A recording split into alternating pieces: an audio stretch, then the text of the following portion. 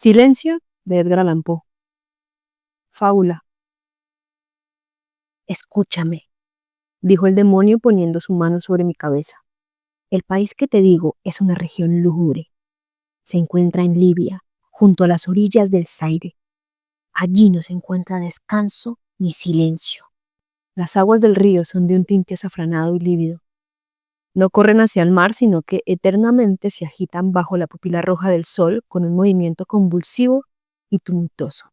A ambas orillas de este río, de fangoso cauce, extiéndese en una distancia de muchas millas un pálido desierto de gigantescos nenúfares.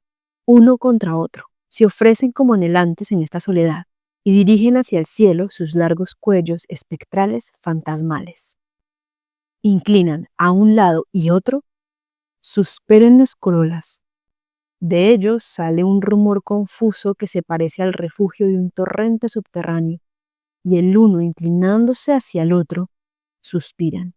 Pero se halla una frontera en su imperio, y esta es una selva densa y oscura, desde luego horrible. En semejanza de las olas en torno de las Islas Hébridas, los árboles están allí en perpetua agitación, y no obstante, no sopla viento alguno en el cielo.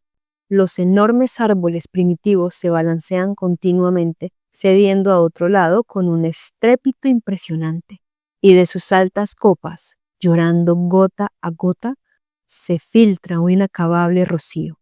Extrañas flores venenosas se retuercen a sus pies en un perpetuo dormivela, y sobre sus copos, provocando un suave eco, nubes de plomo se precipitan hacia el oeste, hasta que como una catarata se vierten detrás del muro ardiendo del horizonte. Pero a pesar de ello, repito, no hay fuerte viento y a ambas orillas del Zaire no existe el silencio ni la calma. Era de noche y caía la lluvia, y cuando caía era lluvia, pero caída ya, dígase sangre.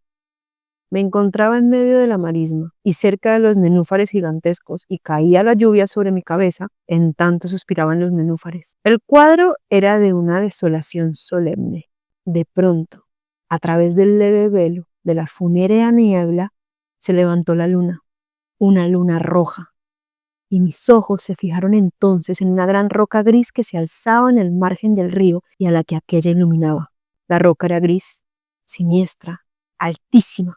En ella había unos caracteres grabados. Avancé hacia ella por la larga marisma de nenúfares hasta que me encontré próximo a la orilla para poder leer aquellos caracteres grabados en la piedra, pero no podía descifrarlos. Decidí en esto retroceder, y la luna brilló entonces con un rojo más vivo. Me volví y miré otra vez hacia la roca. Volví a mirar los caracteres y finalmente pude leer estas palabras: desolación. Miré hacia arriba. En lo alto de la roca había un hombre en pie, y para espiar sus acciones me escondí entre los nenúfares. El hombre era imponente, majestático, y desde los hombros hasta los pies se envolvía en la toga de la antigua Roma. Su silueta era indistinta, pero sus rasgos eran los de la divinidad, porque a pesar de las sombras de la noche y de la niebla, sus rasgos faciales fulguraban. Su frente era ancha y reflexiva, y los ojos aparecieron nublados por las cavilaciones. Se leían en las arrugas de sus mejillas las imaginaciones del tedio, del cansancio y del disgusto de la humanidad, a la vez que un gran deseo de soledad. Sentándose el hombre sobre la roca, apoyó en sus manos la cabeza, pasó sus miradas por la desolación que le rodeaba, contempló los arbustos siempre inquietos y los grandes y primitivos árboles. Miró a lo alto a las nubes y a la luna roja, y yo, escondido al amparo de los nenúfares, no perdía ninguno de sus actos, pudiendo apreciar cómo temblaba el hombre en medio de la soledad. Así avanzaba la noche, pero el hombre continuaba sentado sobre la roca. Apartó del cielo su mirada para fijarla sobre el lúgubre Zaire, siguiendo con los ojos las aguas amarillas y las legiones pálidas de nenúfares. Parecía escuchar los suspiros de estos y el murmullo que se alzaba de las aguas. Desde mi escondite seguí observando los actos del hombre. Vi cómo continuaba temblando en la soledad. Avanzaba más y más la noche, pero el hombre permanecía sentado sobre la roca. Me abismé en las cimas remotas de la marisma y anduve a través del bosque susurrante de nenúfares.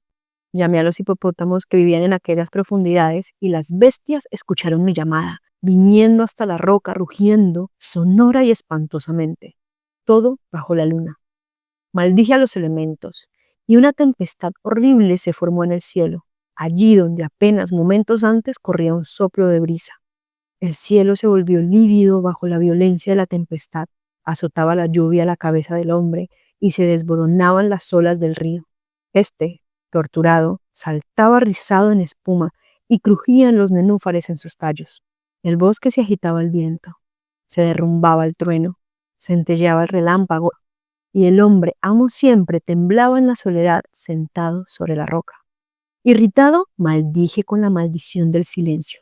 Maldije al río y los nenúfares, al viento y al bosque, al cielo y al trueno, a los suspiros de los nenúfares. Entonces se tornaron mudos y cesó la luna en su lenta ruta por el cielo. El trueno expiró y no centelló el relámpago. Se quedaron quietas las nubes, descendieron las aguas de su lecho y cesaron de agitarse los árboles. Ya no suspiraron los nenúfares, ni se elevaba el menor rumor ni la sombra de un sonido en todo aquel gran desierto sin límites. Volví a leer los caracteres grabados sobre la roca. Habían cambiado. Ahora decían esta palabra: silencio. Fijé mis ojos en el rostro del hombre. Estaba pálido de miedo. Levantó apresuradamente la cabeza que tenía entre las manos y se incorporó sobre la roca. Aguzó entonces los oídos. Pero en todo aquel desierto sin límites no se oyó voz alguna, y los caracteres grabados sobre la roca seguían diciendo: silencio. El hombre se estremeció y se volvió de espaldas, y huyó lejos, muy lejos, apresuradamente, y ya no lo vi más. Se encuentran bellos cuentos en los libros de magia, en los tétricos libros de los magos, en esos libros que están encuadernados en piel. Digo que hay allí magníficas historias del cielo y de la tierra, así del fiero mar como de los genios que han reinado sobre él, sobre la castigada tierra y acerca del cielo sublime. Hay asimismo gran sabiduría en las palabras que han sido dictadas por las sílabas, y sagradas cosas fueron escuchadas en otro tiempo por las hojas sombrías que temblaban alrededor de Dodona. Pero tan cierto como que Alá está vivo, considero a esta fábula que el demonio me hizo ver cuando se sentó a mi lado en la sombra del sepulcro como la más maravillosa de todas. Y cuando el demonio hubo concluido de guiarme, se hundió en las profundidades del mismo sepulcro y comenzó a reír. Yo no pude reír con él provocando sus maldiciones, y el búho que continúa en el sepulcro por toda la eternidad salió de él y se puso a los pies del demonio y le miró a la cara fijamente.